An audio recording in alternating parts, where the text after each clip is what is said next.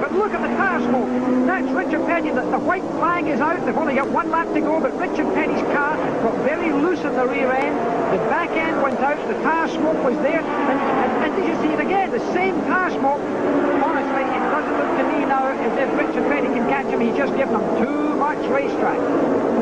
Cale Yarborough must be breathing a little easier right now. He saw that happening in his rear vision mirror as he comes around. He's coming around to turn number 4, and he will get the checkered flag. It doesn't look like Richard Petty's going to be able to do it today. Everybody standing, waving on Cale Yarborough, his 5th Southern 500 victory. The two closest to him are Bobby Allison and David. Allison is ahead of Gant and Waltrip by well under a second. Waltrip pulls back a little bit from Gant as the white flag unfurls. The Bobby Allison fans are going crazy in the grandstand and all over this race facility. Bobby Allison appears on his way to victory. He has 1/2 lap to go now and about a 12-car length advantage on Harry Gant running in second position. Gant with about a 3-car length lead on Darrell Waltrip. Here is the leader of the race, Bobby Allison, in the number 88 Gatorade Dyguard Chevrolet off of the 4th turn. Bobby Allison wins Atlanta. But we come down, we get the white flag, and I'm leading, and I think I got him where I want him, you know. He obviously thinks he's got me where he wants me. But we come off of turn 2, and I went in one too hard a little bit, and I got pushed up a little bit, and he got up alongside of me. And we're coming down the back straightaway, and he eases in alongside of me about halfway down the back straightaway. Got a camera in his car, right? Yeah. You'd think if he run into me or he's going to do anything, you'd see it on the camera, right? Well, they turn the camera. He's going by this way. Instead of turning the camera over here to where they can see me, they turn it around this way. Well, he must have known that. Because while they were turning it around this way, he hit me. I didn't know he controlled them things in my car. We go in the 3rd turn, and he bounces off of me like that right there and makes me go up high, and then he gets on by. Oh, man, well, I'm hot. Boy, I'm livid. And I'm driving for everything I'm worth now trying to catch him back. But he gets through the corner ahead of me. He takes the checkered flag. But when we're coming down to get the checkered flag, he's shaking his fist at me. I mean, he's going to win the race, right? Yeah. He done run into me and knocked me out of the way. And he's shaking his fist at me.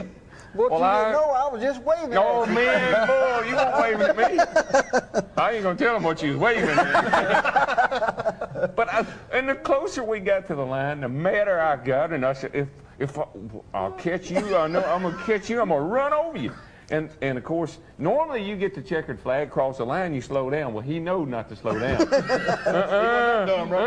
knew what was going on. So we're going down in the 1st turn. You got to slow down when you get the 1st turn and go around the corner. And here I come, man, he's slowing down. I got a full head of steam. I'm going to knock the fire out of him. Got down there, and just about the time things were getting ready to shape up, a little light came on and said, Waltrip, this is the stupidest thing you've ever done in your life. You're going to kill him and you both. So right at the last second, I came to my senses, and I slammed on the brakes, and I turned the steering wheel to miss him. And when I did, I missed him. But I spun out. It had been raining.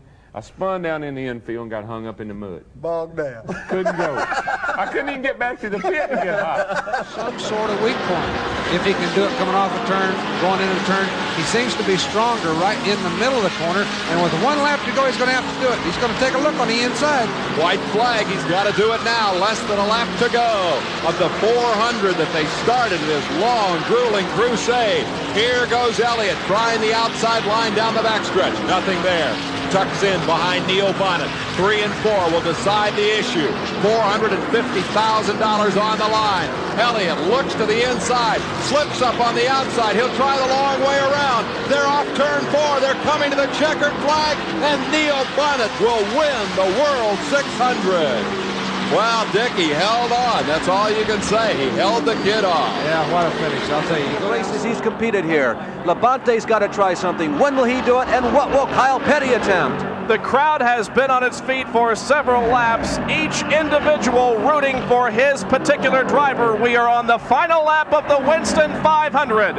They're in the 2nd turn, headed for the backstretch. Benny Parsons goes to the inside of the racetrack.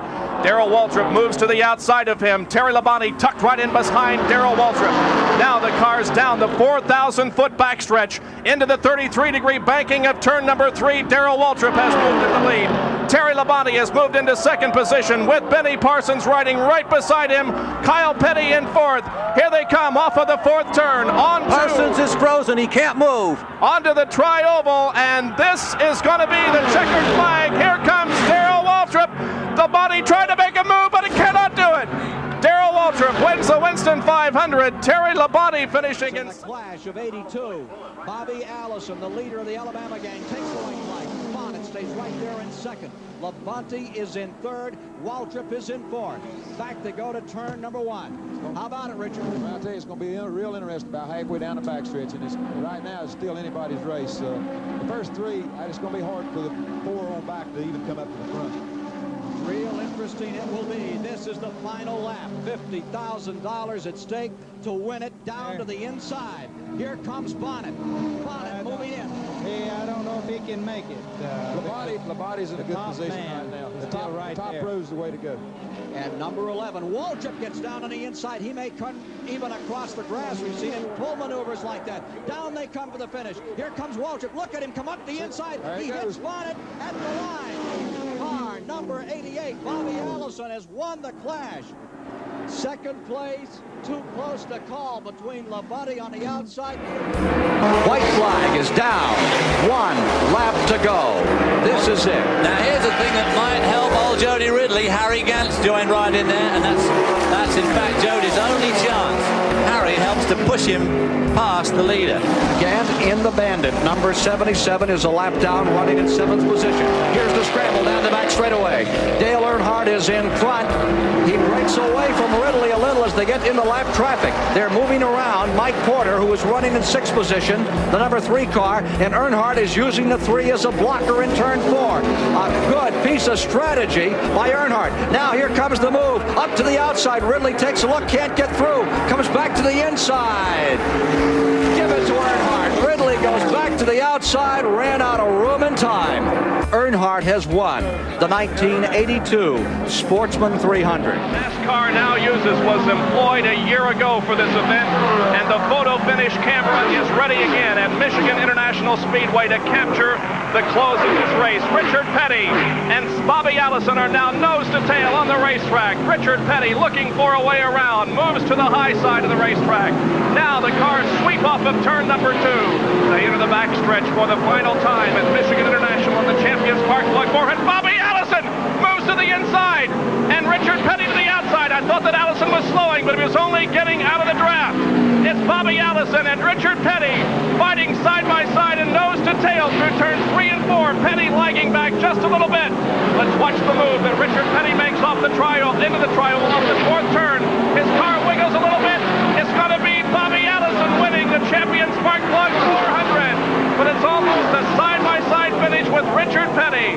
Another great finish. And making sure that there's no room for Yarborough. Here we go, the white flag, 1 lap to go on the Rebel 500 with Dale Earnhardt, the 1980 Grand National Champion, the man who has led for almost the entire second half of this race. His car has run extremely well all day. Cale Yarborough, a masterful performance today. No matter what happens to Cale, that car not aerodynamically sound, it is not handled 100%. And yet Cale is still right there, however, unable to pick up any ground. It is Earnhardt cruising along as they'll come out of turn number 4. One last gasp now for Cale Yarborough as he tries to go to the inside, but he cannot get him. Cale Yarborough going well down low, starting to lose it. Yarborough coming down out of turn number 4. The white flag is extended. Waltrip is in front. Baker is in second. And here comes Cale Yarborough on the outside. Yarborough beginning to roll. Remember those great Talladega finishes time after time. Remember the very first race, 1969, it was about 3 feet that decided it. They switch and slide, moving for spots. Terry Labonte stays right in the middle. Yarborough almost touches him. They're 4 deep and pulling away as they get side by side. 2 automobiles.